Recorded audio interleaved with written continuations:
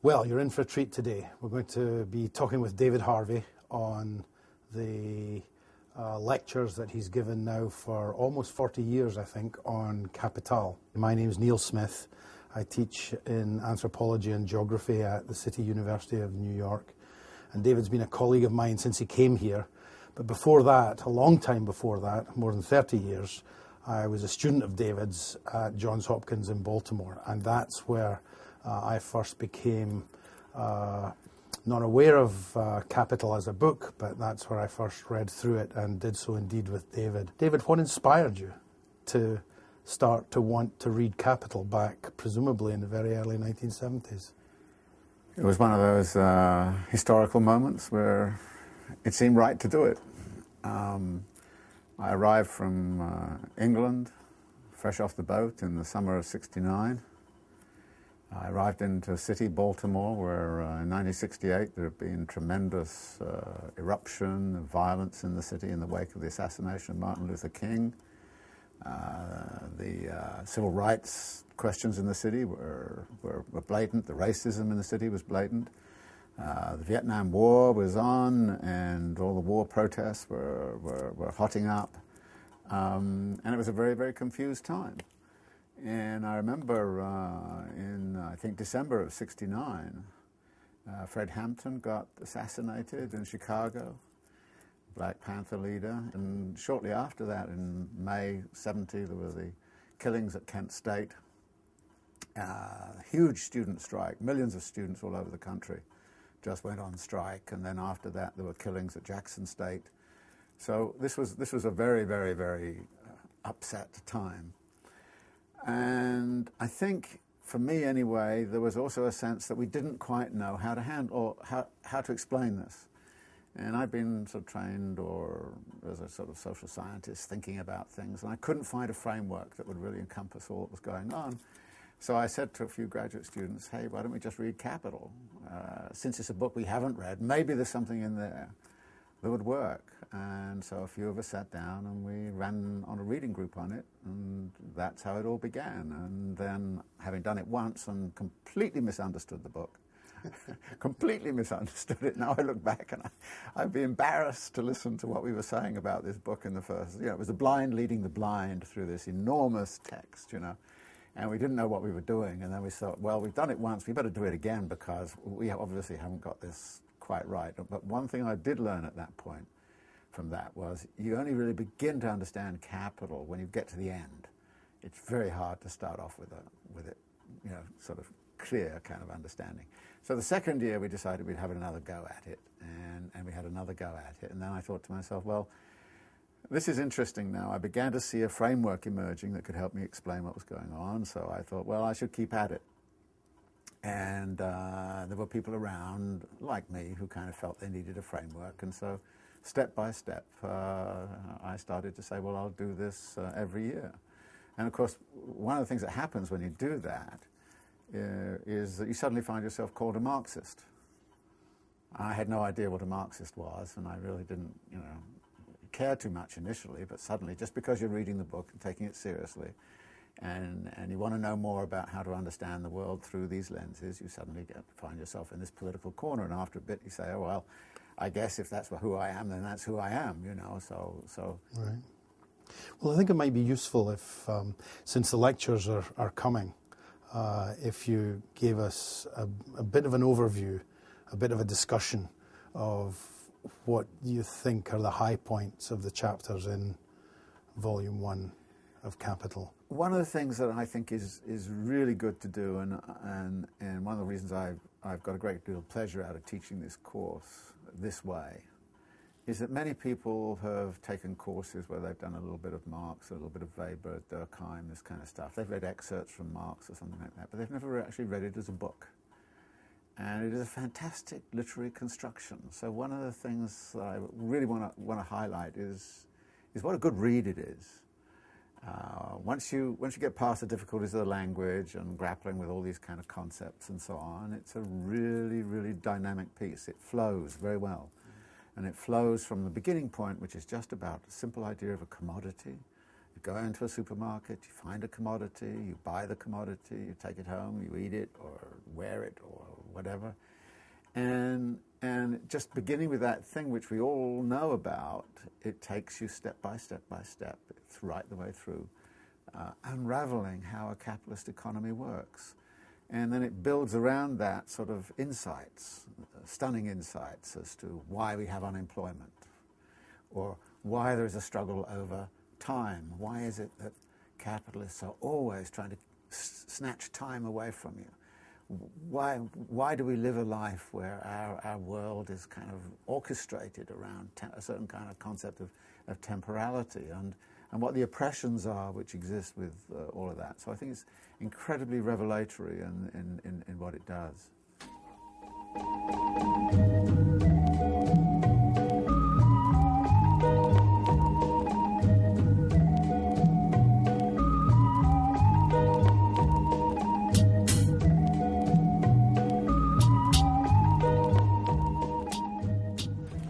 So the aim of this course is to get you to read this book.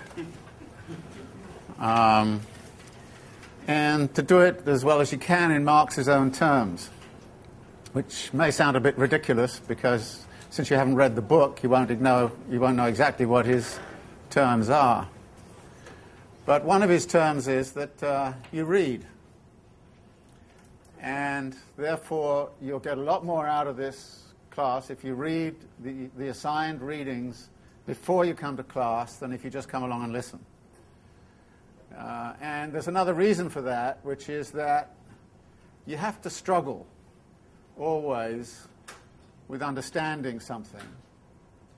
And in struggling with it yourself, you can come to your own understanding of what Marx stands for and what it means to you. So it's an engagement between you and this book, you and this text, that I want to encourage. In doing that, however, there is a complication which arises from the fact that it's very hard to approach this without some preconceived ideas. Everybody has heard of Karl Marx. Everybody knows the term Marxism and Marxist, and there are all kinds of connotations that go with those words. So what I have to ask you at the beginning is to try to lay aside a lot of those preconceptions, a lot of those things you think you know about Marx, and just try to read the text to find out what it really was he was trying to say. And that, of course, is not easy for a bunch of other reasons, which I want to talk about by way of introduction. One of the other preconceptions with which we tend to approach a text of this kind is out of our particular kind of intellectual history and our own particular intellectual formation. And for people who are graduate students, for example, this intellectual formation is very often governed by disciplinary apparatuses, disciplinary considerations, disciplinary concerns. And so the tendency is to sort of read it from your disciplinary standpoint. Well, one of the great things about Marx is he would never have got tenure in any discipline. And if you want to read him right, then you've got to forget about getting tenure in your discipline. Not in the long run, of course, but at least for the purposes of this course. You have to think about what it is that he is saying, independent of the disciplinary apparatus with which you start to think about things. Now, the other reason for saying that is actually this turns out to be an astonishingly rich book in terms of its references. References to Shakespeare, to the Greeks, to Balzac, references to all of the political economists, to philosophers, to anthropologists and all the rest of it. In other words, Marx draws upon an immense array of sources. And as he does so, it might be really exciting for you to kind of figure out what some of those sources are. And actually some of them are quite hard to track down, and I've been looking at this for a long time. But it really is kind of very exciting when you start to see some of the connections. For instance, when I first started reading this, I had not read many of Balzac's novels. Then I'm reading Balzac's novels, and then I say to myself, oh, that's where Marx got it from. And then you kind of suddenly see all the ways in which he's drawing upon a whole experiential world, full of Goethe, full of Shakespeare, all the rest of it. So it's a very rich text in that kind of way, and you start to appreciate it, I think, more if you stop saying to yourself, well, who is he referring to in history, or which economist is he talking about, and so on. And the other thing that will come across if you read it that way is you will actually find it's a very interesting book. It's a fascinating book. And here, of course, we come across another set of preconceptions, because many of you will have encountered some of Marx in your reading. Maybe you read the Communist Manifesto in high school. Maybe you went through one of those wonderful courses which is called Introduction to Social Theory, when you spent 2 weeks on Marx, 2 weeks on Weber, a few weeks on Durkheim, and all the other kind of characters. And maybe you read some excerpts from Capital.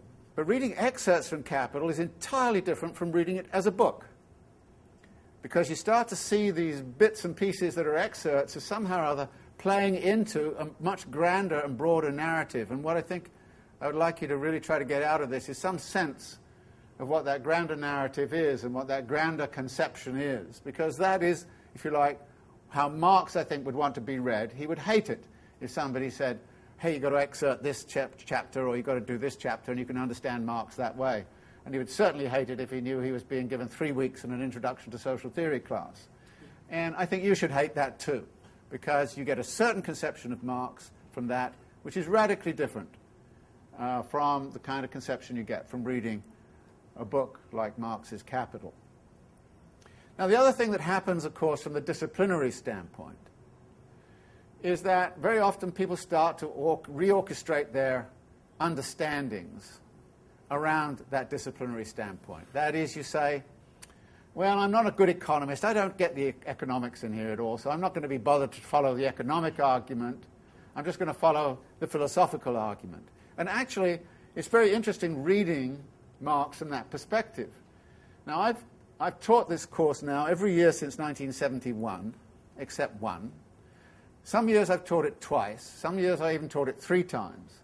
And in the early years, I used to teach it to all kinds of different groups.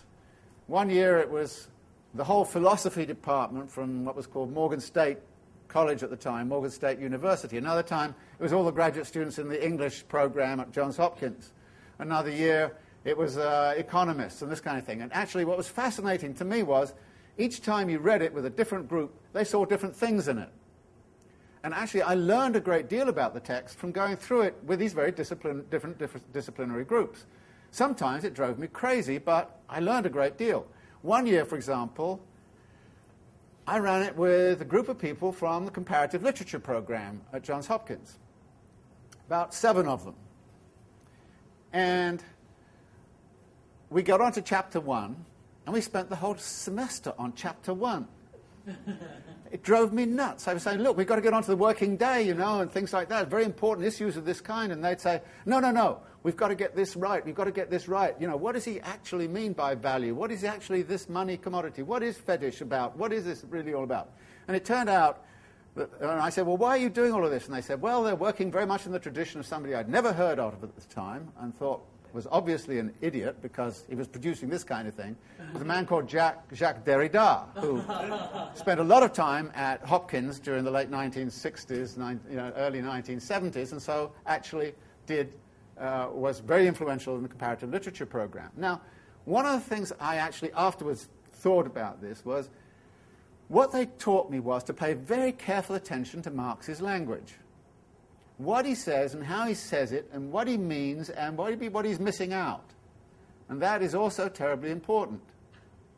And so actually I learned, and I'm very grateful to that group now, apart from the fact that I no longer sound myself like an idiot for saying I had never heard of Jacques Derrida, So it was just very influential to have a group of that kind sort of take me through just chapter 1 with a fine-tooth comb, going through almost every word, every sentence, every connection with the sentences and so on. Yes, indeed, I want to get you to the working day. Yes, indeed, I want to get you through the volume, so we're not going to spend all the time on chapter 1. But this is the kind of thing that different disciplinary perspectives can open up.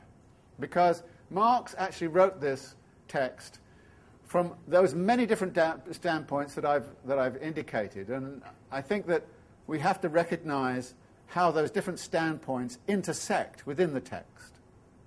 Now, there in fact are three major areas of inspiration for this work.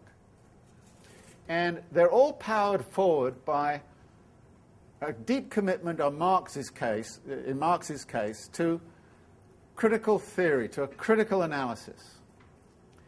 When he was relatively young, he wrote a little piece to one of his sort of editorial colleagues at a German journal. And the title of the piece is "For a Ruthless Criticism of Everything Existing." A very modest piece. And I suggest that you actually go read it, because it's fascinating. What he does there is he doesn't say everybody is stupid, I'm going to trash everybody, I'm going to criticize everybody out of existence. No, what he says is there are a lot of serious people who've really thought about the world very hard. And they've seen certain things about the world, and what they have seen is our resource. What the critical method does is to take what they have seen and to work on it and to transform it into something different. And one of the things he later said, which I think captures his method admirably, is he says the way in which you do that transformation is you take radically different conceptual blocks and you rub them together and you make revolutionary fire. And that is in effect what he's doing. He's taking very, very different traditions, pushing them together, rubbing them together, and creating a completely new framework of knowledge. And as he says in one of his introductory prefaces or so on, he says, well, if you're trying to create a new system of knowledge, then you've got to reshape the whole conceptual apparatus. You've got to reshape the whole method of inquiry. Now, the three conceptual blocks that he rubs together in Capital are really these. First, there is the conceptual block of political economy.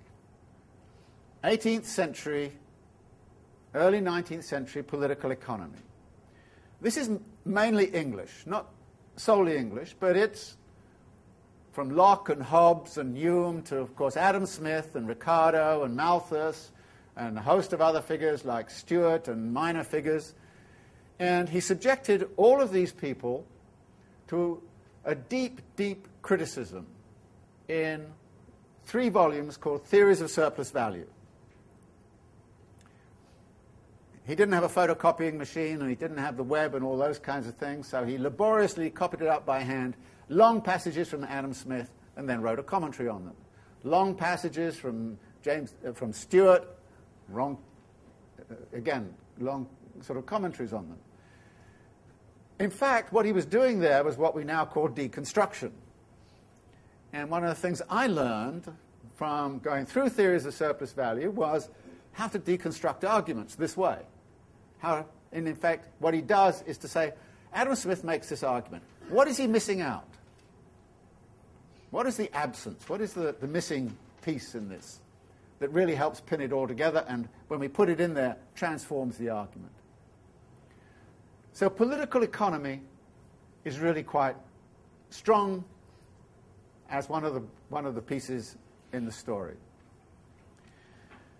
Now, I know political economy pretty well. I've read a lot of that stuff, and I feel fairly familiar with it. And maybe it's because I come out of the English tradition and all the rest of it that I feel fairly comfortable with it. And so when we're going through, I'll give you quite a bit of the materials coming out of that in terms of where Marx is getting his inspiration from, because he doesn't always cite it in Capital. An idea comes up which is clearly taken from one place and is very significant, but Marx doesn't always cite it. There are, of course, also some other theorists, even in the United States, but primarily French. So there was a French tradition of political economy too, rather different.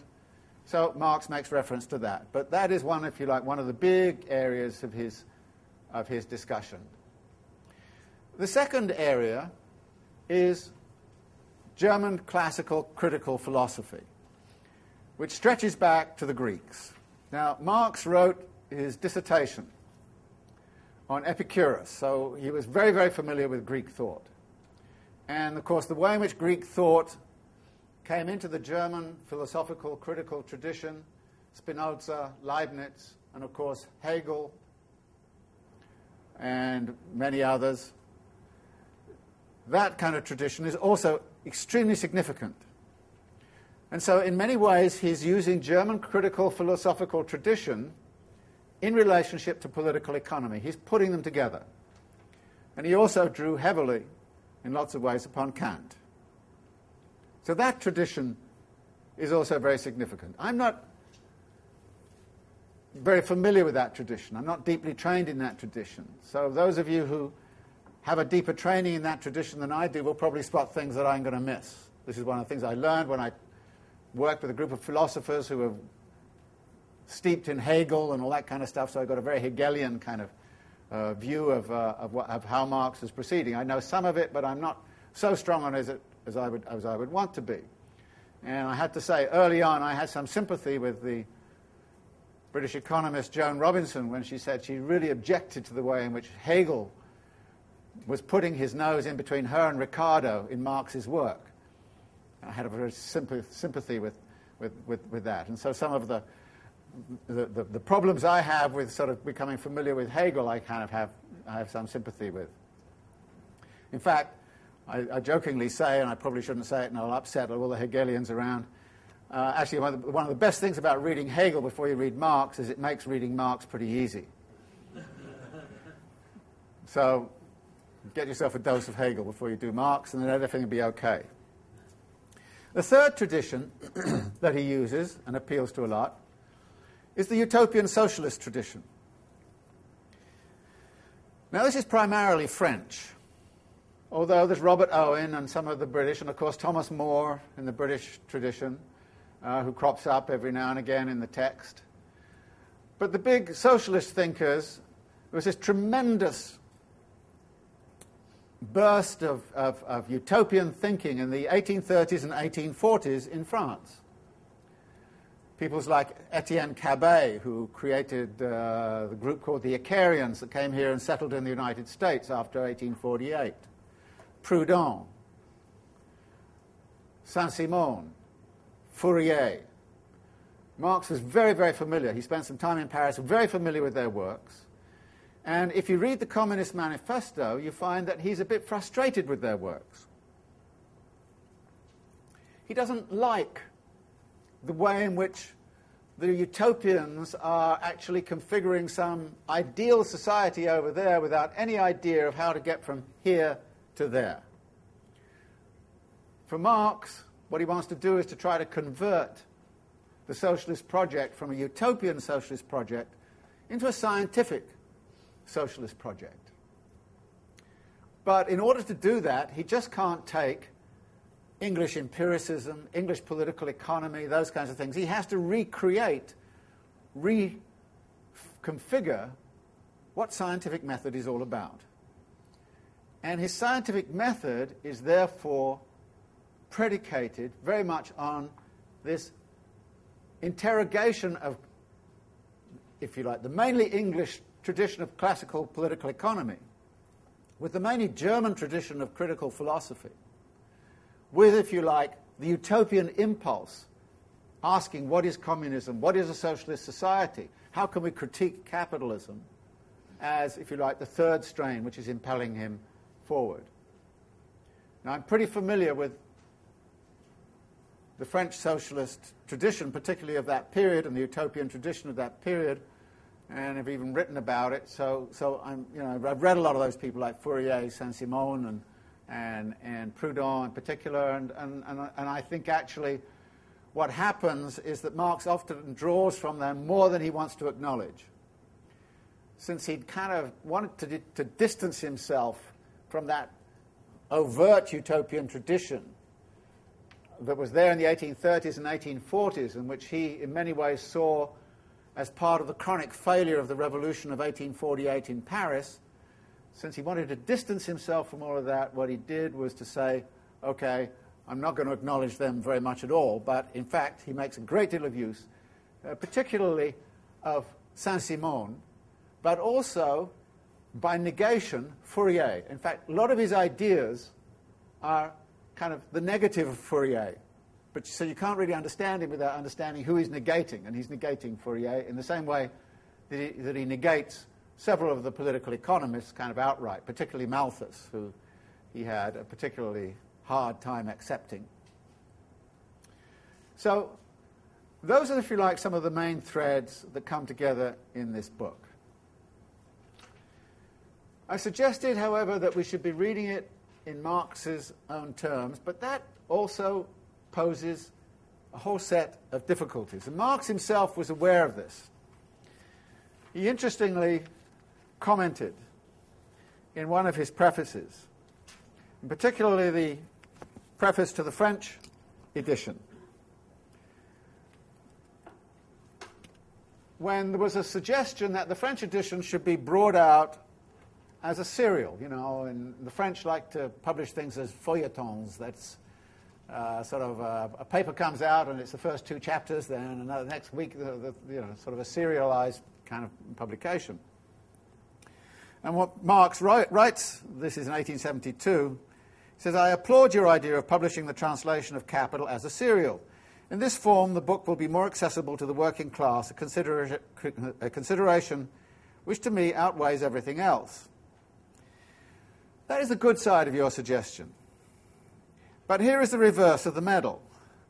The method of analysis which I have employed, and which had not previously been applied to economic subjects, makes the reading of the first chapters rather arduous.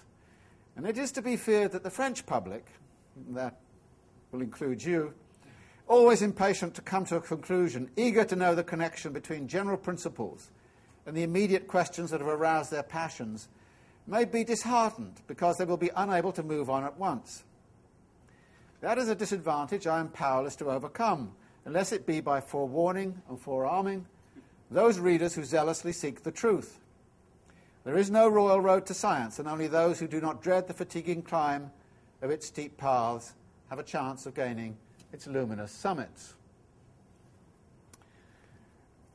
So since you are all here zealously concerned to pursue the truth, I have to warn you that, indeed, the reading of the first few chapters is particularly arduous. It's particularly difficult.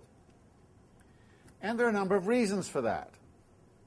One of the reasons is his method, which we'll talk about in a minute. The other reason has to do with the particular way in which he's setting up his project. His project is to understand how a capitalist mode of production works. And he has in mind that this is going to be a huge, huge project. In order to get that project underway, he has to develop a conceptual apparatus which is going to help him understand all of the complexity that exists under capitalism. And again, in one of his introductions, he talks about how he's going to go about that. He says,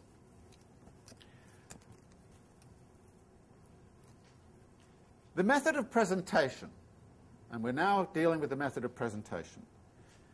And this is in the postface to the second edition.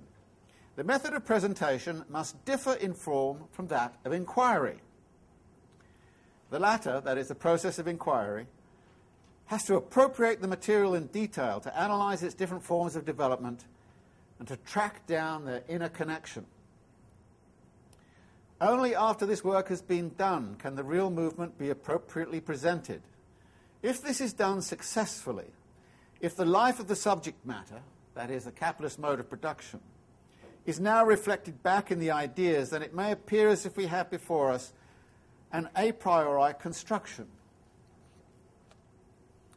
What Marx is talking about here is his method of inquiry is different from his method of presentation. His method of inquiry starts with everything that exists, everything that's going on. You start with reality as you experience it, as you see it, as you feel it. You start with all of that. You start with descriptions of the reality by the political economists, by novelists, by everybody. You start with all that material. And then you search in that material for some simple concepts. This is what he calls the method of descent. The method of descent from the reality which you find, going down, looking for some foundational, fundamental concepts. And once you've uncovered and discovered those fundamental concepts, you then come back to the surface. And you look at what's going on around in the surface, and you see that behind the world of appearance that you started out with, there is another way to interpret what's going on. In effect, Marx is a pioneer in a method which, if you're familiar with psychoanalysis, you would also, I think, understand. That you start with surface behaviors, and you see also, and you look for conceptual apparatus like Freud did. You come up with a conceptual apparatus, and then it brings you back, and you can explain, that person is acting that way, and it looks like this, but in fact it's a representation of that. Marx is doing the same sort of thing. In fact, Marx is pioneering this method in social science. Start with the surface appearance, find the deep concepts. In Capital, he's going to start with the deep concepts. He's going to start with the conclusions of his inquiries. What are my basic concepts? And he lays these basic concepts out very simply, very directly. And indeed, it looks like an a priori construction. When you first read it, you say, where is all this stuff coming from? Where did he get it from? Why is he doing that?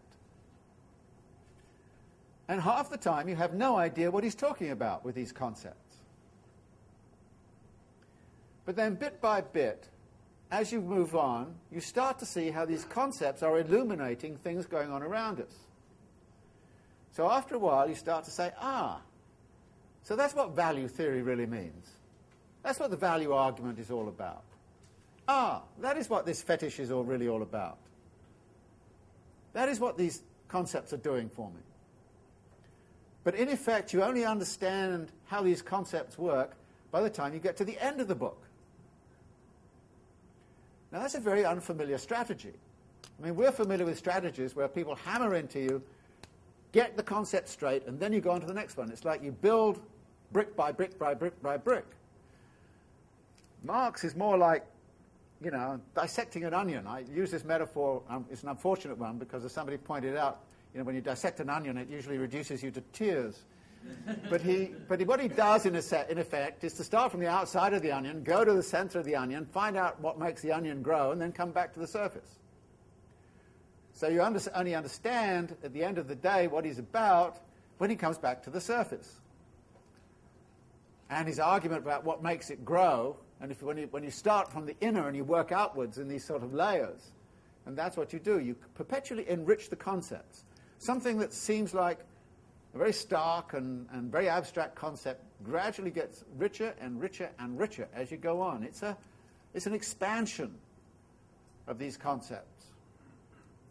It's not a brick-by-brick approach at all, and most of us are not used to that. So one of the things you've got to get used to is that this is what's going on.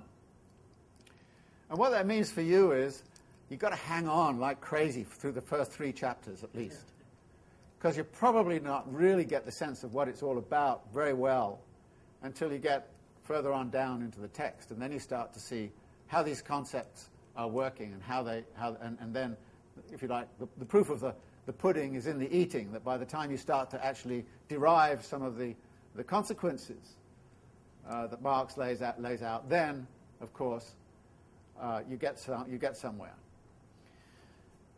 And included in this is his choice of starting point. As you will see, he starts with the standpoint from the concept of the commodity.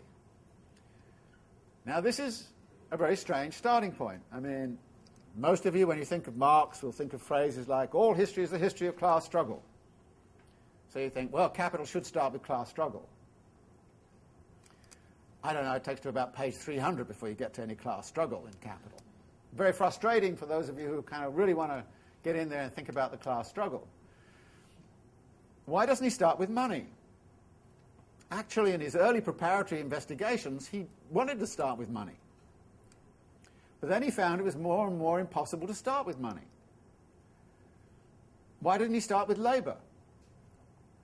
He could have started all kinds of different places, but he decides to start with the commodity. And if you go back and you read his preparatory writings, you see there was a long period about 20 or 30 years where he was struggling with the question, what's the best starting point to really go after this? What's at the center of this onion, if you want to call it that?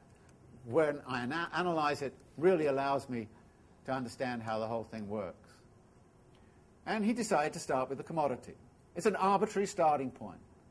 You don't get its logic, he doesn't explain it, he doesn't even bother to try and persuade you about it. He just says, this is where I start, this is how I start to think about it, these are the concepts I'm going to use. Very cryptic kind of beginning to the whole thing, doesn't attempt any kind of persuasion at all.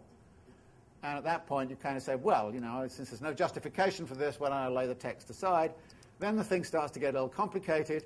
By the time you get to chapter 3, which is where most people who read Capital stop reading it, if they're trying to read it on their own, by the time you get to chapter 3, you kind of say, this is impossible, this is not going anywhere. So it's really hard for those kinds of reasons. The other reason it's hard is because, as I suggested, the conceptual apparatus is meant not just to deal with Capital Volume 1. It's meant to take him all the way in terms of all the other things he wanted to think about. Now, you'll be distressed to know that there are 3 volumes of Capital. So if you really want to understand the capitalist mode of production, you have to read the 3 volumes of Capital. Volume 1 is just one particular perspective on the capitalist mode of production. But even worse, the 3 volumes of Capital are only about an eighth of what he had in mind. Here's what he wrote in a text called the Grundrisse, which is a preparatory text where he's setting out various designs for Capital. He says, okay, what I'm going to do is to go through the analysis as follows. We're going to deal with 1, the general abstract determinants which obtain more or less in all forms of society. 2, the categories which make up the inner structure of bourgeois society and on which the fundamental classes rest: capital, wage labour, landed property, their interrelation. Town and country, the 3 great social classes, exchange between them. Circulation, the credit system, good topic right now. Private. 3, concentration of bourgeois society in the form of the state, viewed in relation to itself. The unproductive classes, taxes, state debt, public credit, the population, the colonies, emigration. 4, the international relations of production, international division of labour, international exchange, export and import, rate of exchange, another good topic. 5th, excellent topic, the world market and crises. So this is, if you like, the panorama he laid out in the Grundrisse of what it was he wanted to do. This is what he had in mind that he was going to do when he wrote Capital. He never finished it. He never took up most of those topics. So what you have in Capital is the beginning of this massive kind of project. A massive project which he hinted at in lots of places about, you know, how to understand the state, how to understand civil society, how to understand immigration, how to understand currency exchanges and things like that. So here too we have to understand both that the conceptual apparatus at the beginning he's really trying to design it in such a way that it bears the burden of all of that. But in fact, what it then does is it provides the framework within which Volume 1 operates. And Volume 1 is just one single piece of this whole puzzle that he's laid out. And Volume 1 is really essentially looking at the capitalist mode of production from the standpoint of production. Not of the market, not of global trade, but the standpoint of production. And so you're going to have to recognize that what you're going to get out of this course is an analysis by Marx of a capitalist mode of production from the perspective of production. Volume 2 does the perspective of exchange. Volume 3 does materials about crisis formation. and also rules of distribution, interest, rent, taxes, those kinds of issues. But then comes the method, the other part of the method, which is very important in terms of the method of presentation and the method of inquiry. And that is Marx's use of dialectics. What he says, again in his preface, is that in dialectics we find a completely different concept of analysis. You'll find hardly any causal language in Marx. Marx doesn't say this causes that. He nearly always says this is dialectically related to that. And a dialectical relation is an inner relation, not a causative external relation. It's an inner relation. And he talks about this dialectical method, again in the postface to the second edition. He says, okay, I took up some ideas from Hegel. But he says, my dialectical method is in its foundations not only different from the Hegelian, but exactly opposite to it. There are ways in which I think we're going to find that's not exactly true. That in fact, Marx revolutionized the dialectical method. He didn't simply invert it, as is sometimes said. He then goes on to say this: I criticized the mystificatory side of the Hegelian dialectic nearly 30 years ago.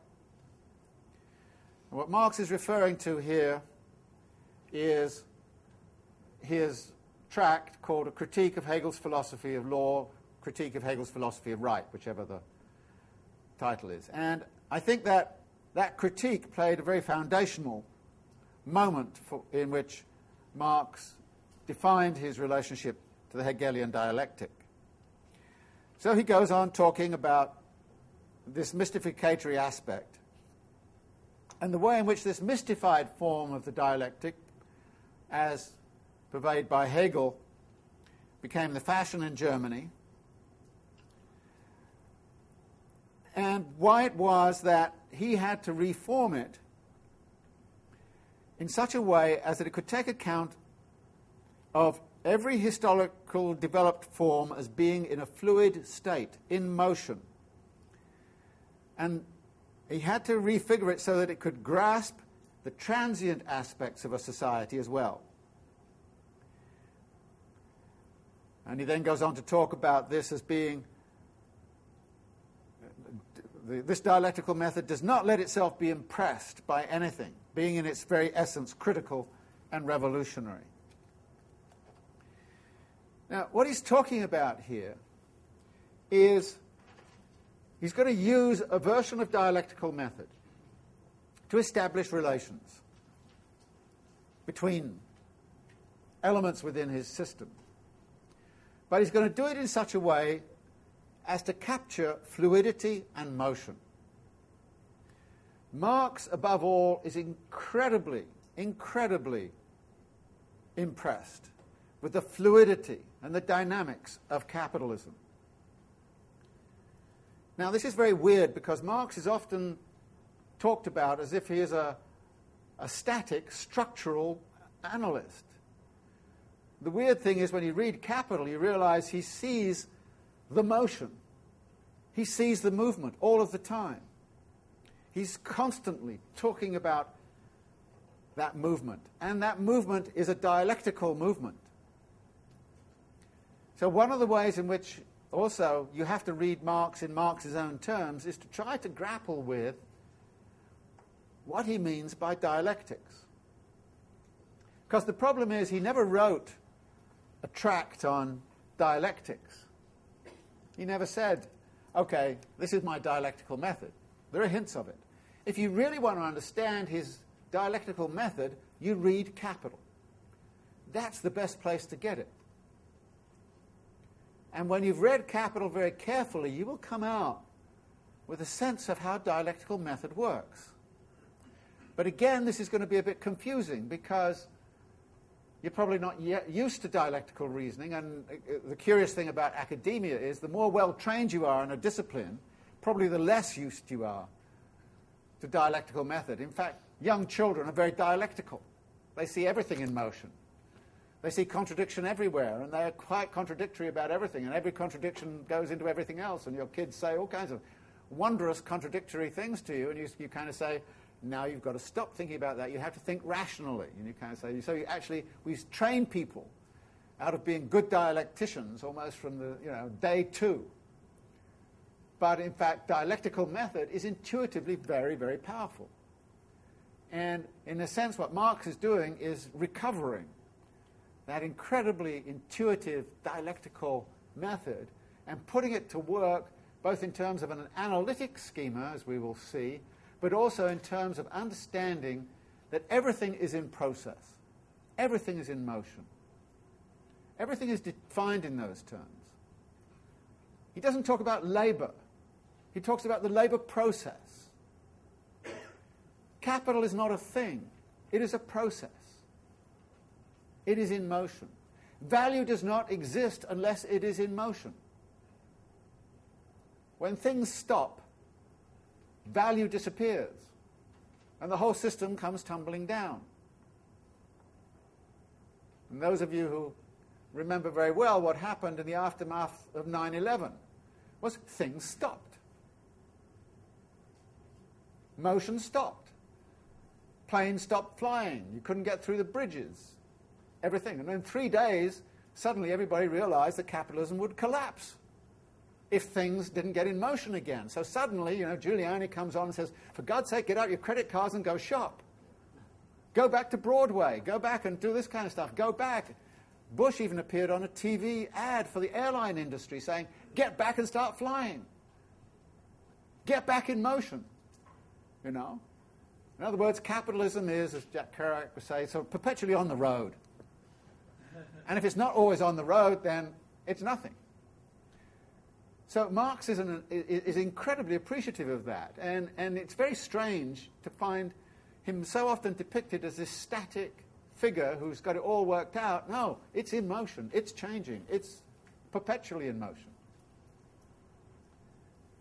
So here I think too, what Marx is trying to do is to find a conceptual apparatus that will help you understand that motion.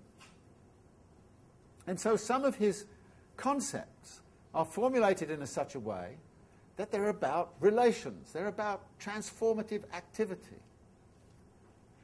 This is like this at this moment, and it's like that at the next moment. And this can get quite confusing.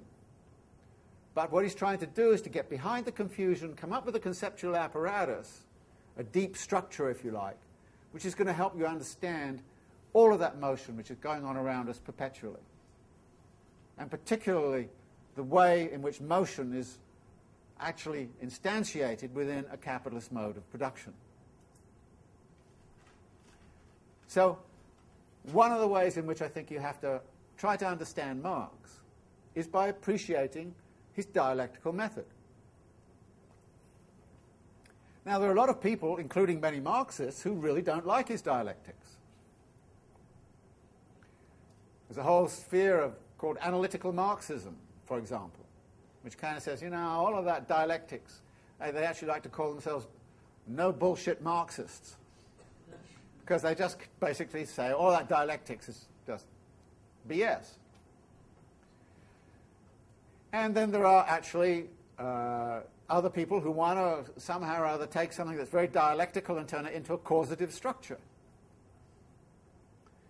And in fact, there's a whole positivist version of what Marx says. That is, strip away the dialectics.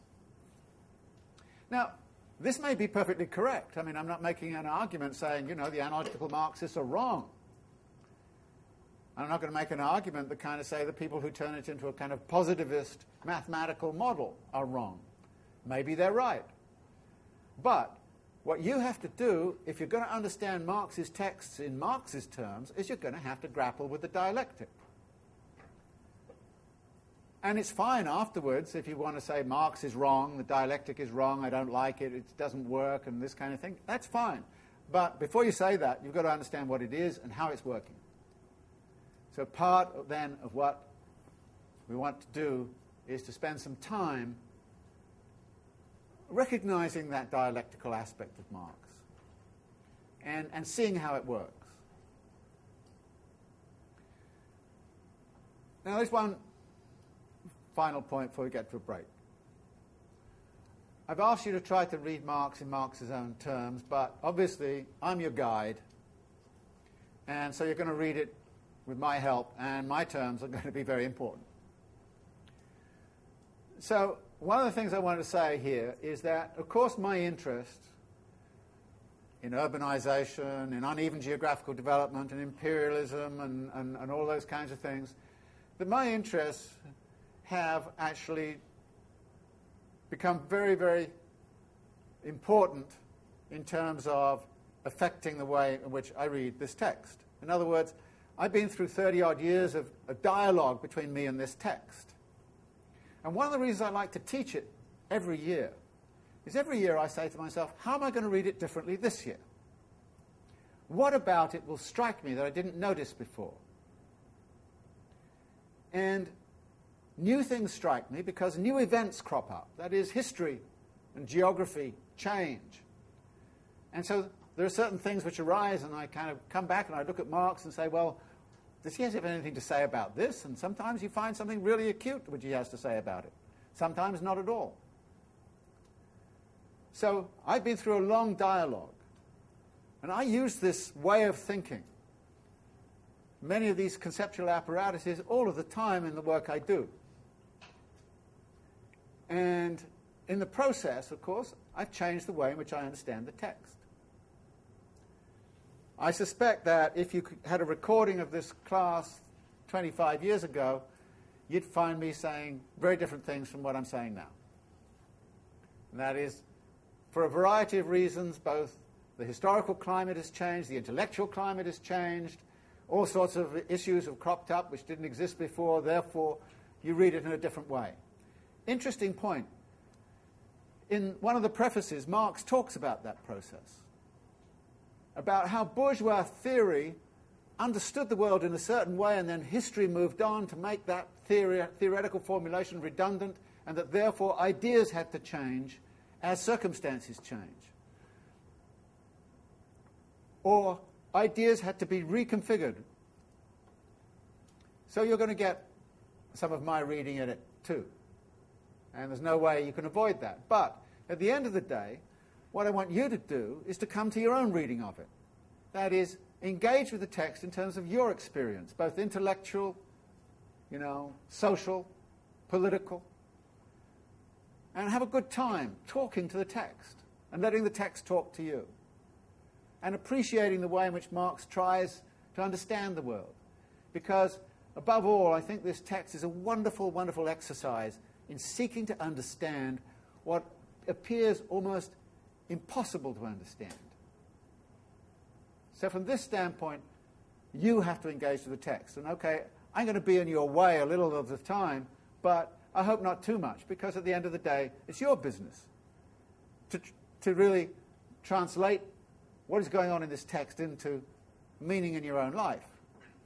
That's what this book is so great at. I think it will speak to you in some way, probably not the same way to you as it does to me. And that is perfectly valid and perfectly reasonable. And I would like, therefore, for you to confront it in that kind of spirit. Now, okay, that's all I want to say in way of introduction. What I thought it would be very useful to do is just to read through this first section with you and try to give you an idea of what I mean about method and all the rest of it. Okay, he starts off simply saying, the wealth of societies in which capitalist mode of production prevails appears as an immense collection of commodities. Individual commodity, elementary form. Our analysis therefore begins with the commodity. Okay? This is the a priori beginning point, which we've already mentioned. But notice something about the language. Appears. Always watch out when Marx uses the word appear. Appears is not is. Appears means there's something else going on, and you better watch out and figure out what that something else is. And notice also that in this, he's exclusively concerned with the capitalist mode of production. He's not concerned with, ancient modes of production or socialist modes of production or even hybrid modes of production. He's going to be concerned with a capitalist mode of production in a pretty pure form. And I think that is a very important thing to remember when we're reading through this text. So this is our beginning point. Now, when you think about it, it's actually a very good beginning point. Why? How many of us in this room have never had any experience of a commodity? Everybody has had experiences of commodities. Did you see one today? Did you see one yesterday? Are you constantly shopping for them? Are you constantly wandering around and looking at them? The thing there is that what he's done is to really choose a common denominator, something that's common to us all, and something we know about. We go into the shop, we buy it, and it's absolutely necessary to our existence. We can't live without consuming commodities. We have to buy commodities in order to live. It's a simple relation as that. So we start with that, and the other great thing about it is, and again I'll probably get some flack for saying this, is it doesn't matter whether you're a man or a woman or a Japanese or an ethnic or a religious or whatever it is. In other words, it's just very simple kind of economic transaction which you're looking at. And then he kind of says, well, what kind of economic transaction is it? Well, a commodity is something, he says, which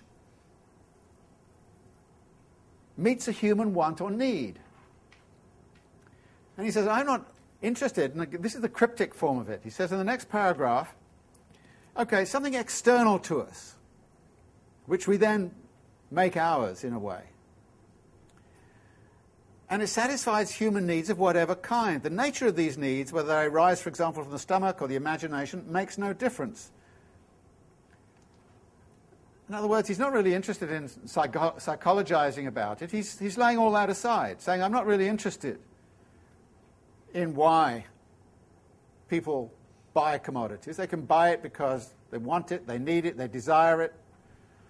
I can buy it for fun or out of necessity or whatever. I'm not interested in talking about all of that. All I'm interested in is the very fact of simply somebody buying a commodity.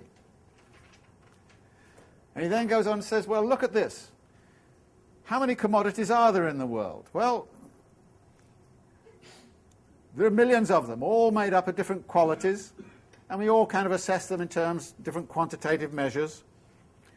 And he again shunts this aside and says that the discovery of these ways, and hence the manifold uses of things, is the work of history. So also is the invention of socially recognized standards of measurement for the quantities of these useful objects. The diversity of measures for commodities arise in part from the diverse nature of the objects to be measured, and in part from convention. The usefulness of a thing makes of it a use value. First big concept, use value.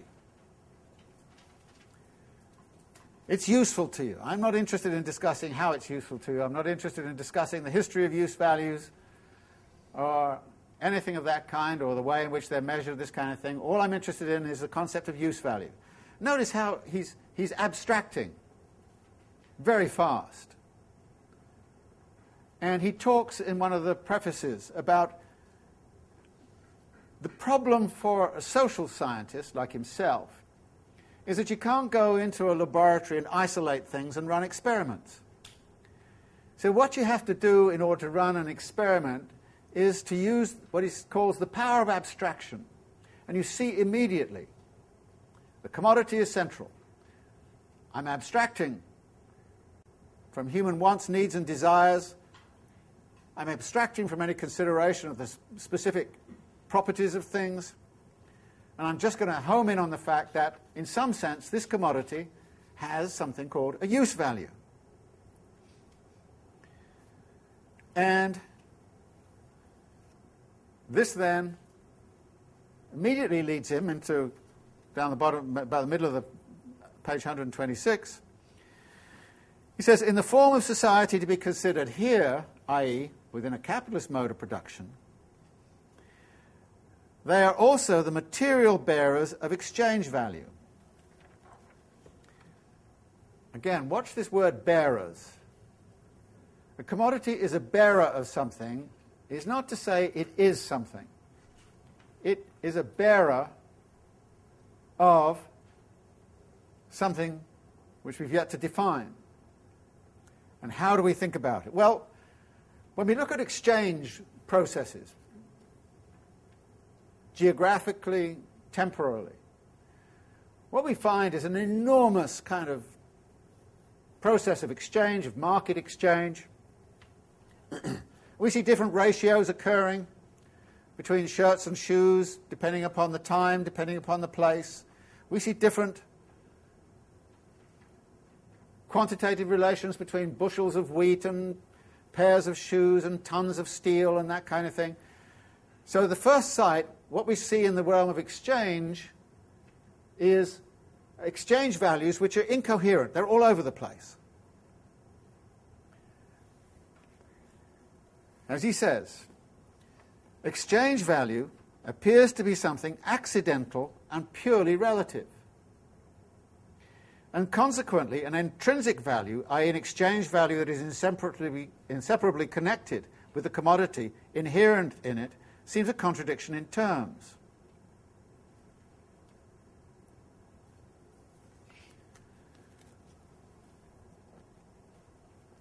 But we notice something about this world of exchange, that everything is in principle exchangeable with everything else.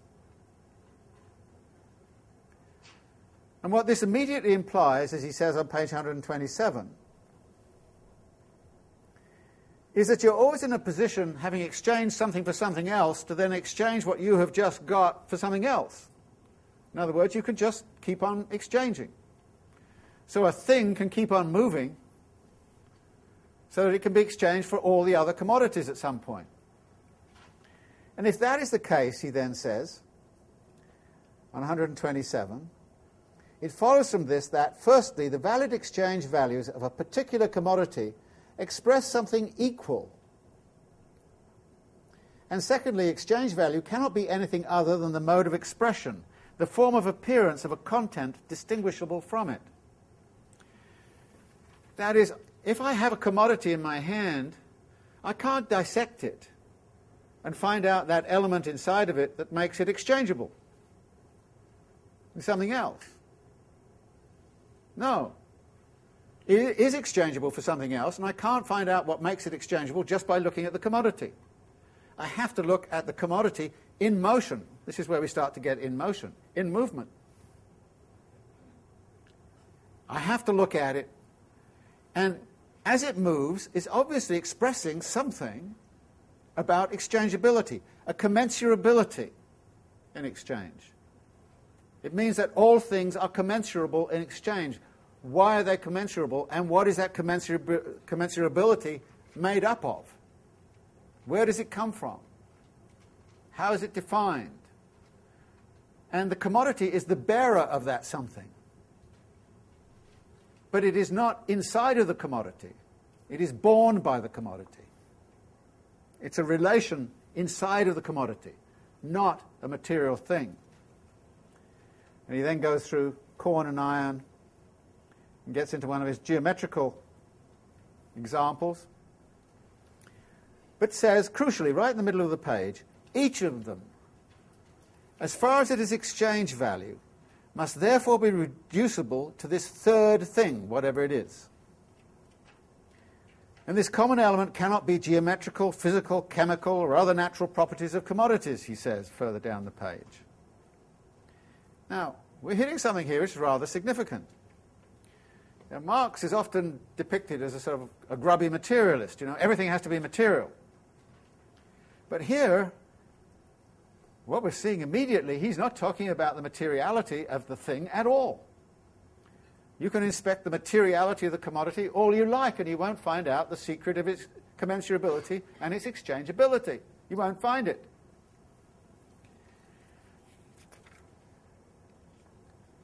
And then he goes on the next page, 128, to say, as use values, commodities differ above all in quality, while as exchange values they can only differ in quantity. That is, how much of this exchanges for how much of that. And therefore do not contain an atom of use value. The commensurability that he's talking about is not constituted out of the utility of something. So he then goes to say, if we then disregard the use value of commodities, only one property remains. And here we're going to have another a priori leap. What's the property? They are all products of human labour.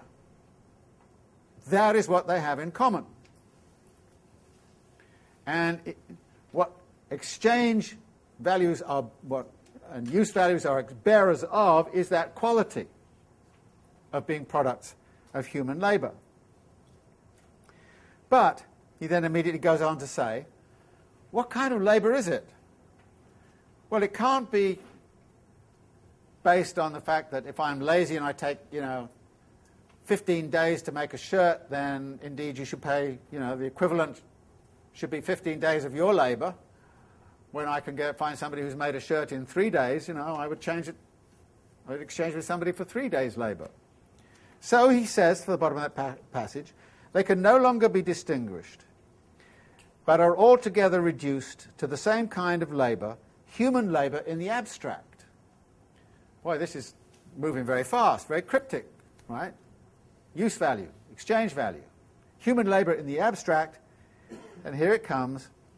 Let us now look at the residue of the products of labour. There is nothing left of them in each case but the same phantom-like objectivity. Marx loves all this stuff about phantoms and werewolves and all that kind of stuff, so you're going to get a lot of that. He was a great admirer of Shelley and Frankenstein and all the rest of it, so you'll get a lot of that kind of language. It's great. They are merely congealed quantities of homogeneous human labour. Human labour power expended without regard to the form of its expenditures. As crystals of this social substance, which is common to them all, they are values. Commodity values. Okay, he's taken 4 pages to lay out 3 fundamental concepts. Use value, exchange value, value. Value is what is passed on in the process of commodity exchange. It's the hidden element in a commodity that makes all commodities in principle exchangeable with each other. So he then goes on to say, well, having abstracted from use value, then we go back and look again at exchange value. We then see exchange value, as he says at the bottom of page 128, as the necessary mode of expression or form of appearance of value. Appearance, form of appearance, but this now you're looking at the other way. That is, there's something mysterious about the exchangeability of all of those commodities. There's something mysterious about the way in which all of those commodities can be commensurable with each other. And the mystery is that they're values. But values are represented now by exchange value. So exchange value, i.e. how much you actually get for the product in the market, is a representation of value. It's a representation of labour. Now, when you go into the supermarket, can you see the labour in the commodity? But it has an exchange value, right? Again, Marx's point is, yeah, they're all products of human labour, but you can't see the labour. You can't see the labour on the commodity, but you get a sense of what it is because it's represented by its price. So that is, if you like, so exchange value is a representation of something else. Now, again, to say something is a representation of something is not to say it is. Because as anybody will quickly tell you, the difference between the representation and what actually something is, there can be quite a gap. And Marx is going to spend quite a bit of time talking about the nature of that gap between value and its representation.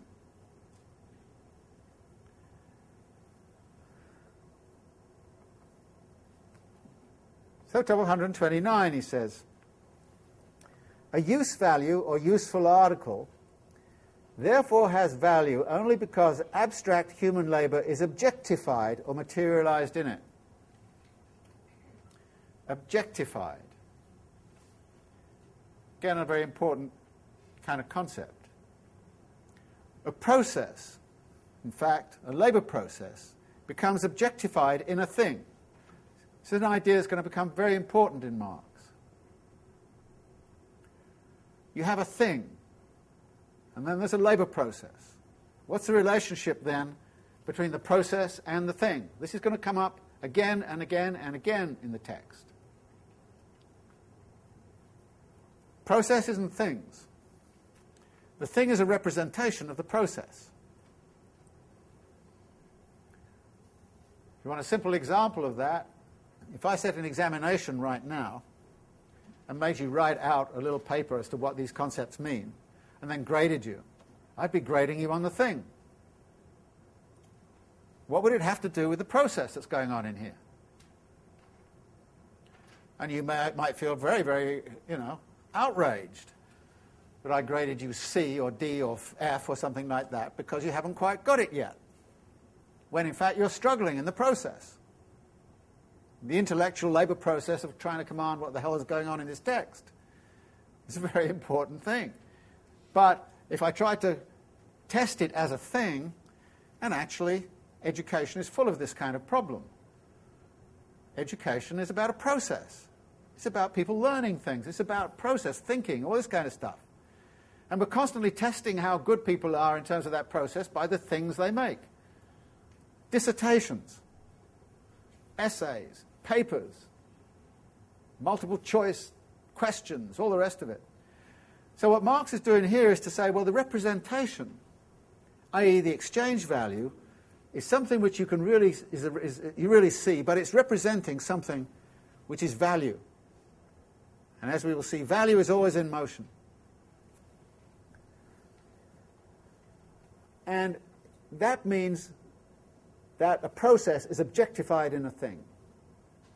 A labour process, a potter making a pot, is finally objectified in the thing, and it is the thing which is sold in the market, not the process. But the thing would not exist without the process.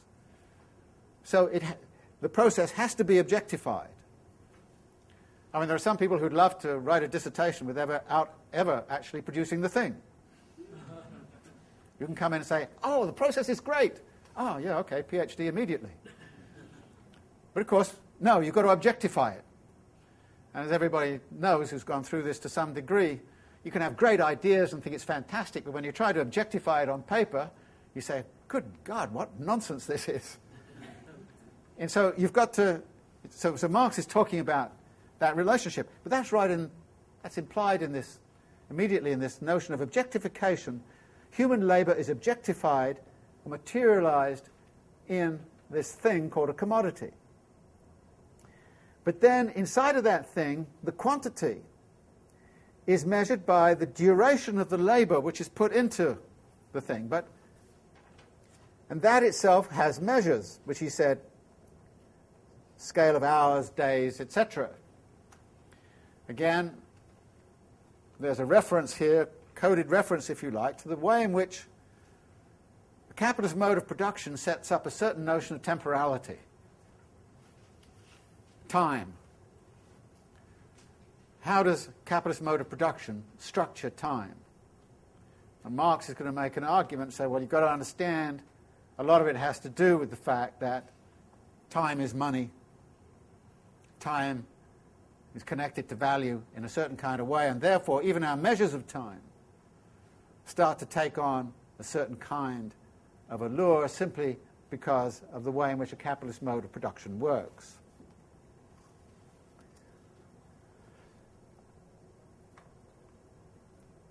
He then comes down this paragraph to say this.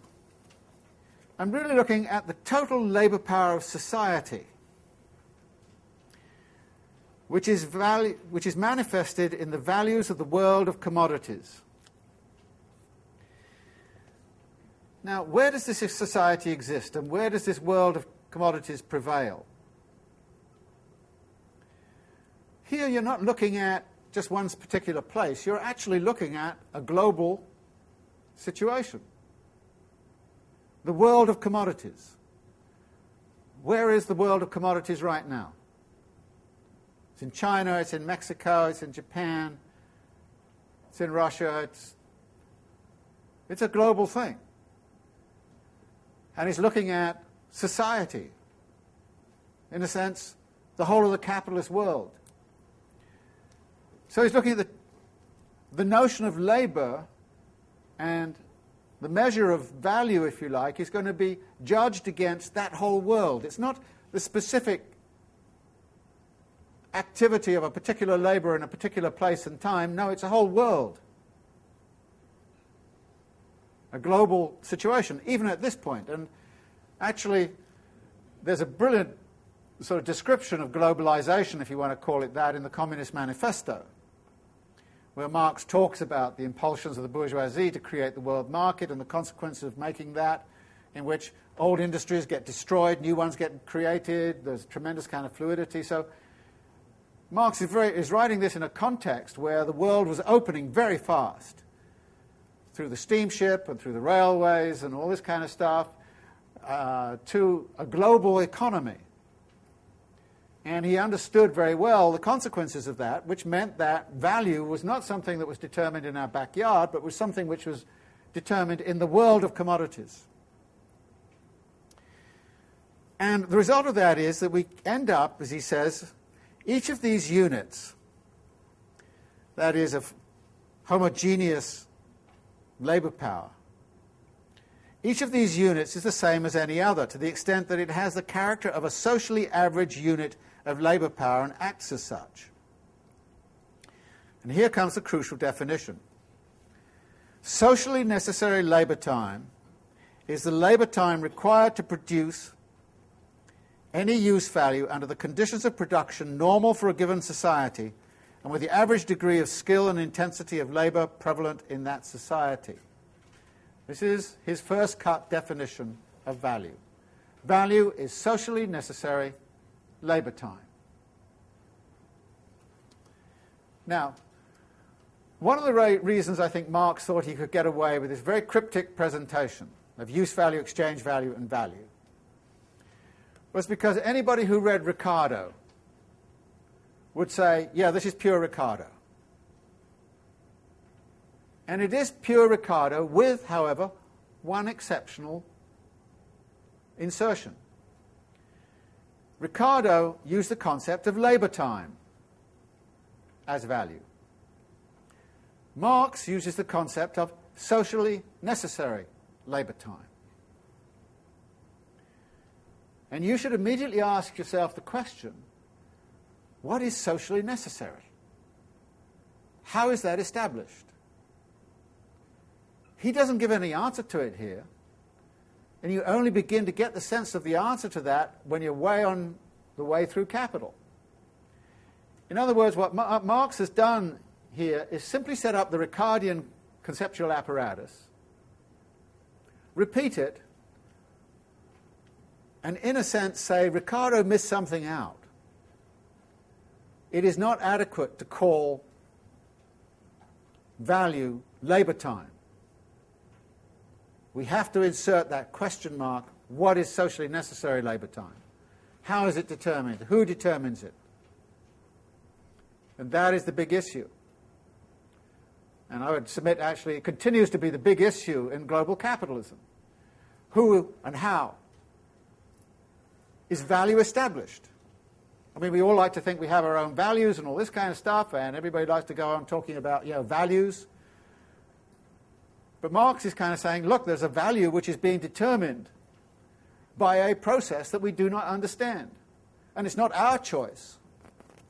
It is something that is happening to us. And how it is happening has to be unpacked. If you want to understand who you are and where you stand in this maelstrom of churning values and everything, what you've got to do is to understand how value gets created, how it gets produced, and with what consequences, socially, environmentally, all the rest of it. And if you can think you can solve the environmental question and global warming and all that kind of stuff without actually confronting the whole kind of question of who determines the value structure and how is it determined by these processes, then you've got to be kidding yourself. So what Marx, in effect, is saying, you've got to understand what social necessity is. And we've got to spend a lot of time looking at what is socially necessary. He immediately points out, however, that value is not fixed. I mentioned already, he's always on about the fluidity of things. He says, of course, value changes with productivity. The introduction of power looms into England, for example, probably reduced by 1/2 the labour required to convert a given quantity of yarn into woven fabric. In order to do this, the English handloom weaver, in fact, needed the same amount of labour time as before, but the product of his individual hour of labour now only represented half an hour of social labour, and consequently fell to 1/2 of its former value.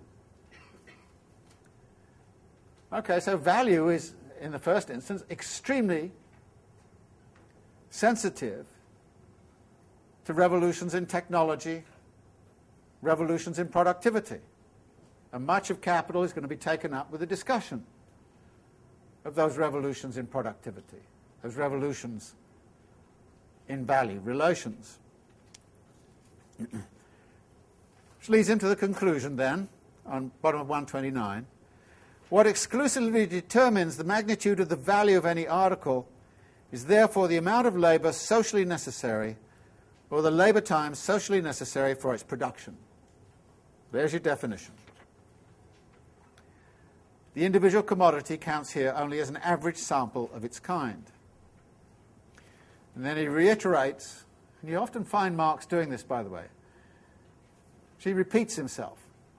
He kind of figures that you didn't get the handloom, power loom example, so he's going to hammer it home by pointing out that the value of the commodity does not remain constant. This is on 130. If the labour time required for its production also remained constant, but the latter changes with every variation in the productivity of labour. And he then goes on to talk about this. But, notice, this is determined by a wide range of circumstances. It is determined, amongst other things, by the worker's average degree of skill, the level of development of science and its technological application. Marx is very hot on the significance of technology and science to capitalism, the social organisation of the process of production, the extent and effectiveness of the means of production, and the conditions found in the natural environment.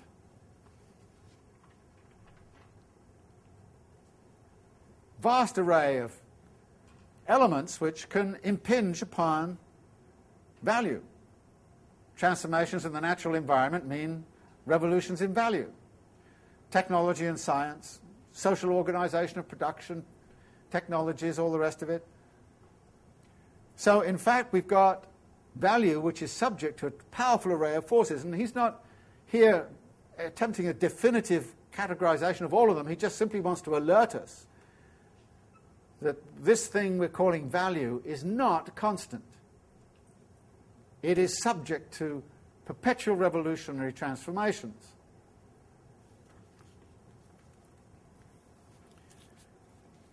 But then a peculiar thing happens.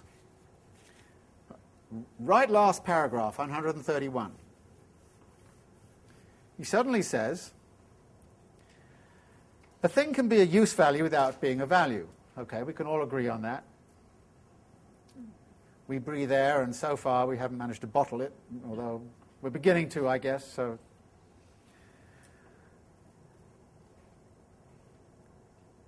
a thing can be useful and a product of human labour without being a commodity. I grow tomatoes in my backyard and I eat them.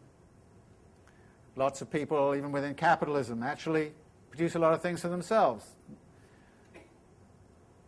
With a bit of help from do-it-yourself and all the rest of it. In order to produce the latter, that is, commodities, you must not only produce use values, but use values for others. Furthermore, just not simply use values for the lord and the serf, as a serf would do, but use values which are going to go to others through the market. Okay, so it's use values which you're producing, which are going to be sent to market. Finally, he says, nothing can be of value without being an object of utility. If the thing is useless, so is the labour contained in it. The labour does not count as labour and therefore creates no value. Now, you seem to dismiss and abstract from use value earlier on. Say, I'm not concerned with use values, I'm not interested in them, etc.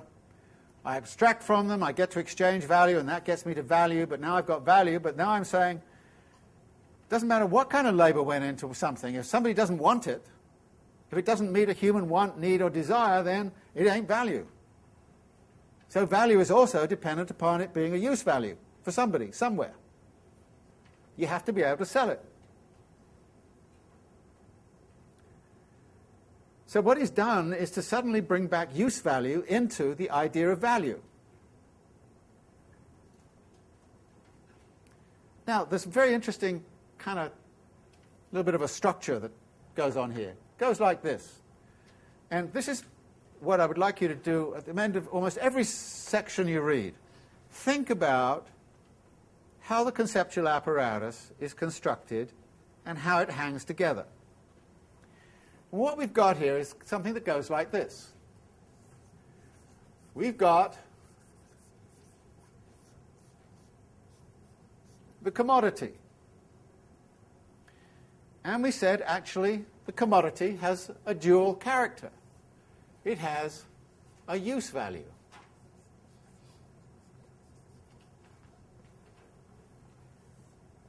It also has an exchange value.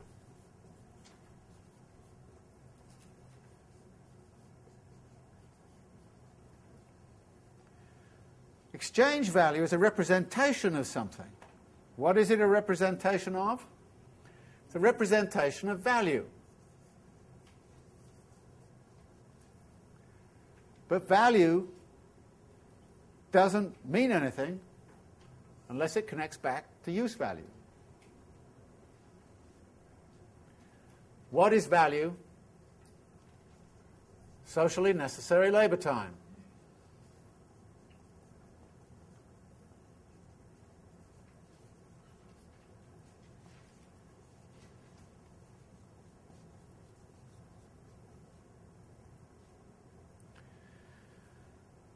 Now, if you own a house, are you more interested in its use value or its exchange value?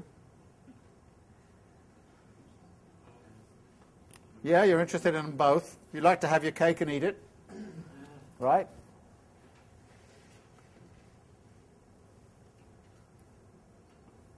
There's a sort of opposition here. If you want to realize the exchange value of something, you can't have the use value of it. If you have the use value of it, then it's difficult to get the exchange value unless you do a reverse mortgage or, you know, all those kinds of things that people did over the last few years. But notice the structure. Commodity, a singular concept, which has two aspects. Now, when you look at a commodity, can you actually divide it in half and say that's the exchange value and that's the use value? No, there's a unity. But within that unity, there is a dual aspect. And that dual aspect allows us to define something called value as socially necessary labour time, which is what the use value of a commodity is a bearer of. That's what it's a bearer of. But in order to be a value, it has to be useful. And of course, on this link, we will see all kinds of issues arising about supply and demand. The supply is too great, the value will go down. If the supply is too little, the value will go up. So there is an element here of supply and demand involved. Marx is not actually terribly interested in that. As he will say at various points as he goes on, what I'm interested in is what happens when supply and demand are in equilibrium. When they're in equilibrium, I have to have a different kind of analysis, and the value of the commodity is fixed then by this socially necessary labour time, whatever that social necessity is. So what you've got here is something of this form, which then allows us to talk about the value of a commodity. We can talk about commodity values. We've got to the point where we understand commodity values are constituted as socially necessary labour time. Now this is partly what I would suggest is Marx's dialectical method working here. Would you say that exchange values cause value? Would you say exchange values cause use value, or use values cause, or anything causes anything else? This is an analysis which is not causal. It's about relations, about dialectical relations. Can you talk about exchange value without talking about use value? No, you can't. Can you talk about value without talking about use value? No, you can't. In other words, you can't talk about any one of these concepts without talking about all of the others. This is what I mean about, sort of beginning to sort of work through the conceptual apparatus of the onion, It's an organic hanging together, a set of relations between these concepts. But we've also seen that we're going to be talking about motion, about movement, about the making of things, about labour processes which become objectified in use values and which become represented by exchange values. So we've got a very interesting kind of conceptual framework here, which is not about causality at all. It's about interrelations.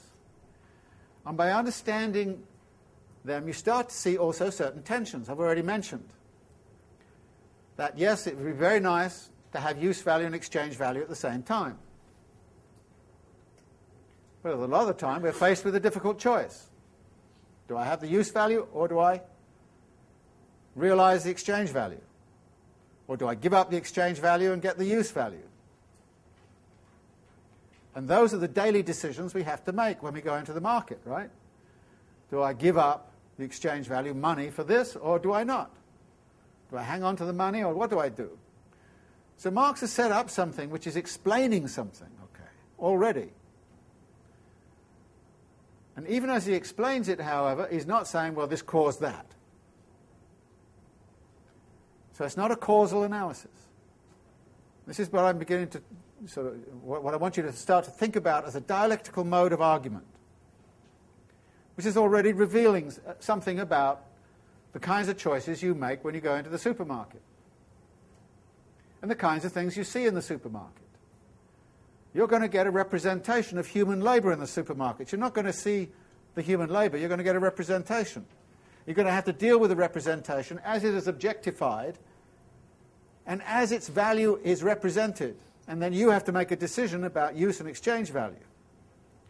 So this is a way of situating what people do on a daily basis. And you can see that this apparatus, although Marx doesn't take it in the way that I'm taking it, but if you think about it, you see immediately what this can help you understand. So you just don't learn it as a formal abstraction. You try to put sort of meat on the bones of this by sort of thinking through, well, what does this actually mean? How does it help me understand things that are going on around me? This is the kind of crucial sort of question which this form of analysis sets up. So anyway, my purpose of reading through this first section is to give you some ideas about, if you like, create a model of how you should try to read this. It won't always work for you, but what you should do at the end of every section is draw back, say, all right, what kind of relationships was he talking about here? What do those relationships tell me, both about all of this stuff, but also tell me about what's going on in my daily life, in other people's daily lives, what's going on in the market, and all the rest of it. What does it tell me? Is it telling me anything? And initially, it'll be very hard to see what it might tell you. As you go on, Marx will start to tell stories coming out of these relationships, and he'll spin outwards from this into a far, far greater understanding of the dynamics of this. So this is the way in which he's working. And I think what I suggested to you is that you should go back over this section and look carefully at the way in which these concepts unfold and how they work in these sorts of terms. Now, generally speaking, I've been talking all the time on this occasion as an introductory thing, rather necessary, I found, out of bitter experience.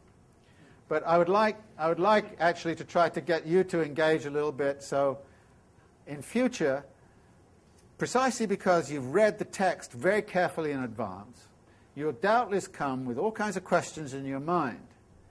And so when I'm talking about something and you don't get it because it doesn't fit with what you got, then interrupt me, okay? That's fine.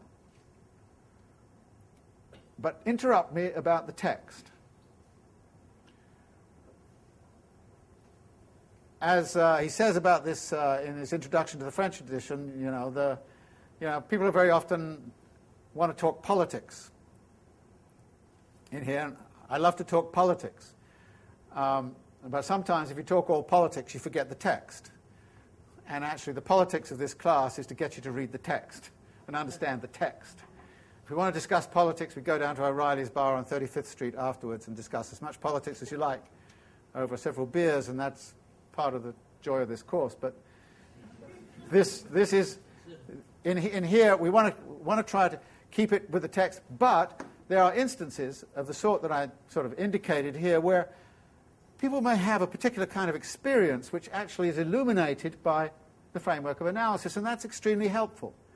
When people can kind of say, yeah, that reminds me of, when I was working for AT&T, this happened, and this happened, and this happened, and it's exactly what Marx is talking about. In other words, there are constant ways in which this refers to experience. So I don't mind some of that. In fact, that's always very, very useful. But really, what we're trying to do is to try to make sure we get through the text, and we have also a little bit more fluidity, so that I'm not just preaching all the time and telling you all the time, a little bit more fluidity so that you can get into discussing some things. Now, we have about 10 minutes left, so if anybody wants to raise some issues about what we've done.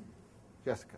I was just wondering, because I think that in the philosophical tradition, when we speak of value, you usually have this conception of something that is absolute or that has an independent existence grounded in reality. And I'm wondering whether we can understand Marx's definition of value as socially necessary labor time as itself something that is socially conditioned, and is there any way that is totally outside? Might there be a social configuration that we can imagine in which value is actually itself its representation, when those two things are reconciled, or is value kind of always inevitably a chimera? No, I think you've got to understand Marx's concept of value is something which is internalized in the processes of a capitalist mode of production. And what he will say to you is, you may have alternative values, and that's fine. And you can dream about them and want them and all this kind of stuff, but they don't mean very much unless you can transform the real value system which is governing our daily lives, which is this one. So Marx is not against necessarily thinking about alternative values. And in fact, I think one of the big issues which we face right now is precisely about what alternative values we would like to see operating in the global marketplace. Values of fairness or values of, and this is particularly coming up in the environmental issue, for example. People want to talk about environmental values, which should be in part of this. And I think the answer, again, as I've suggested, is Marx would say that's fine. Well, he might not say that's fine. He has a particular kind of aim of where he wants to go with it. But I think theoretically he would say that's fine. But in order to make your notion of value work, you have to confront the one which is actually dominating us in terms of what's going on in the supermarket, how we're living our daily lives, and all the rest of it. And we're talking about a value theory which is implicated inside of a capitalist mode of production.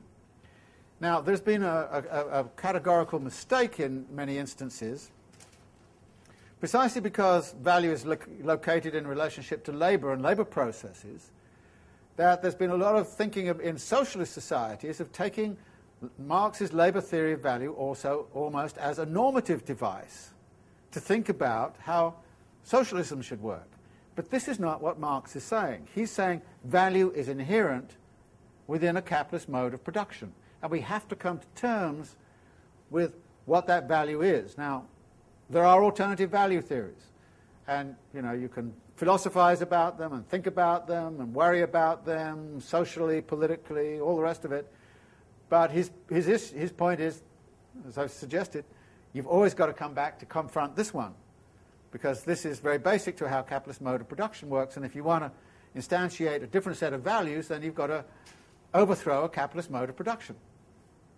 And that's his revolutionary intent. Sorry, there was a question here.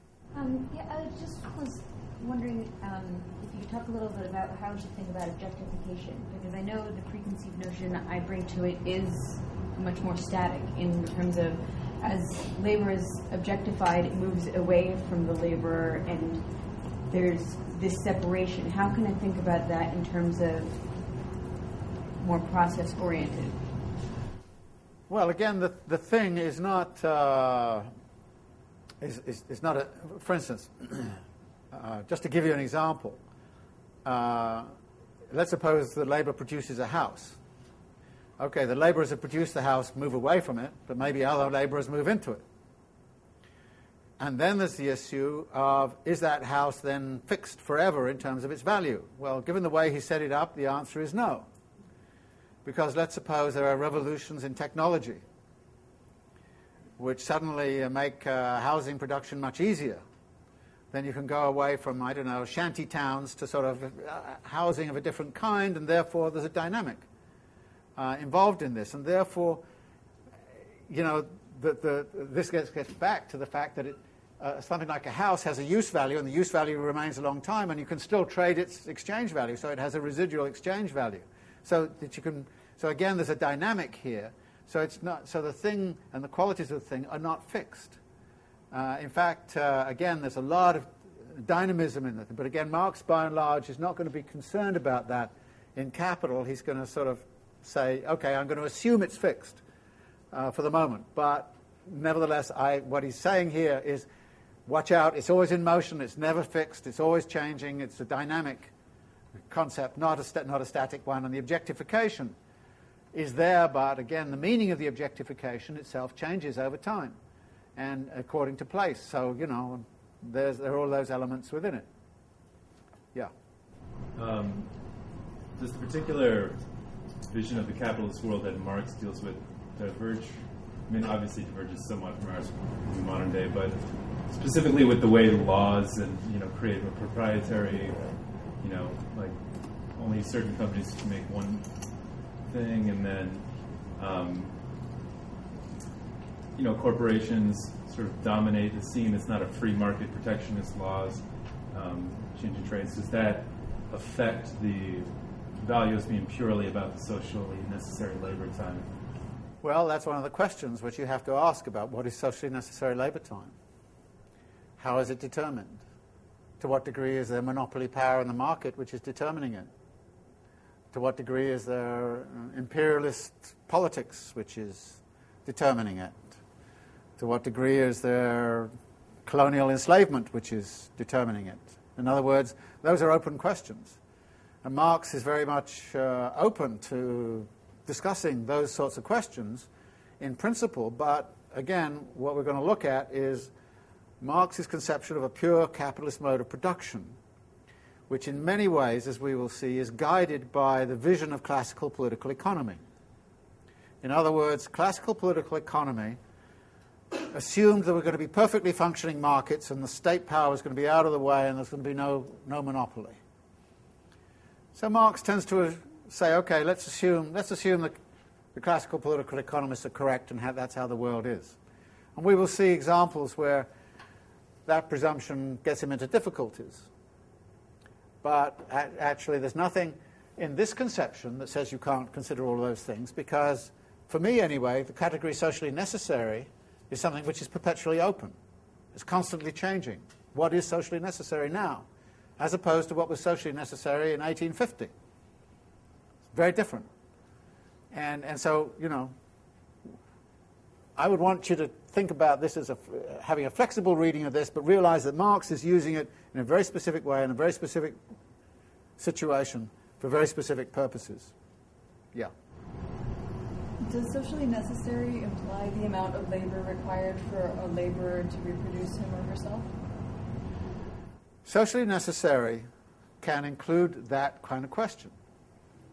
As many socialist feminists pointed out in the debates of the 1960s, 1970s, you know, the whole kind of question of socially necessary has to take into account certain basic costs of reproduction that are borne inside of the household and which may be disproportionately borne by women, even though actually, if you look at the whole history of the Industrial Revolution, it was women's labor in the factory that was fundamental, as it is today. I mean, most of the global proletariat right now is women. So the kind of social reproduction aspect of it and how to integrate that into socially necessary has been a contentious issue amongst Marxists. Okay? And what you have to remember, by the way, is that Marx was a little skeptical of this term Marxist. He once said, "I am not a Marxist." And what he meant by that was there were a lot of things that were being said in his name that were not exactly what he had to say. So again, that's one of the reasons I want you to sort of think about this in Marx's own terms, and because you know, it's very important to realize how he expands this notion of social necessity. We will see. How you might want to expand it is, again, something that's open to discussion and debate. How we should expand it in terms of a socialist project or a socio-ecological project or a social feminist project or whatever, how we should expand it, again, is something very much up to us. And I don't think Marx would want to be read as somehow or other providing a gospel within which you can find yourself. It's not about a confining mode of argument, it's a matter of liberating you to think about all kinds of possibilities, all kinds of alternatives, all kinds of ways to go. Just one more. Could you just clarify very specifically the difference between use value and exchange value? Use value is a shirt and a shoe, whatever you use. The exchange value is shirts and shoes in the market and what the price is on them, put very simply. And it's I don't like to use the word price at this point because we haven't talked really much about money, but when you get further down the line, you'll see it's really about prices realized in the market, and exchange value is the price of a commodity. Okay, we should leave it there, so thanks very much, and we don't meet next week, right, because it's, what is it? Labor Day. Oh, Labor Day, what a good idea. So next time I want you to read the rest of Chapter 1 and Chapter 2.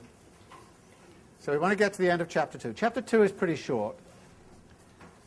The rest of this chapter is very curious for a variety of reasons. I've mentioned Marx's literary style. His literary style changes from crisp analytic, like you've seen here, and that goes on for the next one, to what I can only call his kind of accountancy style, which is deadly boring, where this is worth 2 shillings and that's worth 3 shillings and that's worth 2.5 pence, and if we add this to that, then that goes to this.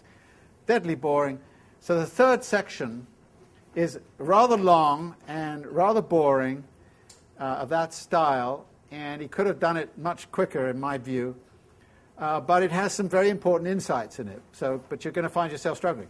The last section of chapter 1 is the fetishism of commodities, where it's about werewolves and Robinson Crusoe and an incredible kind of literary style. So you suddenly find in this chapter you're going to have a big sample of Marx's different writing styles, and they're all together. Now, if you wrote a PhD that way, people would say, for God's sake, smooth this out. You can't do that. Which style are you going to write in? But he writes in different styles, and he enjoys it. And it's fun, actually, because you start to say, how on earth does this relate to that? And what does this really mean? So anyway, chapter 1's like that. Chapter 2 is relatively short, and again, fairly analytic. Key concepts are laid out a bit like here, so it's a step further along the conceptual apparatus. Okay? So chapters 1 and 2 for next time.